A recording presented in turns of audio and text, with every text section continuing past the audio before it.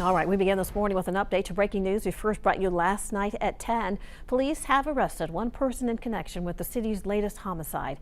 Wichita police tell us they responded to a report of a disturbance near Pawnee and Broadway in the 2600 block of South Emporia shortly after 9:30 last night. When they got to the scene, they found a man with a gunshot wound.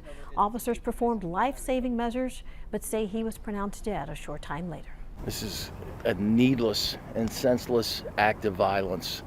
Something that should have been settled with a conversation. Instead, it resulted in gunshots.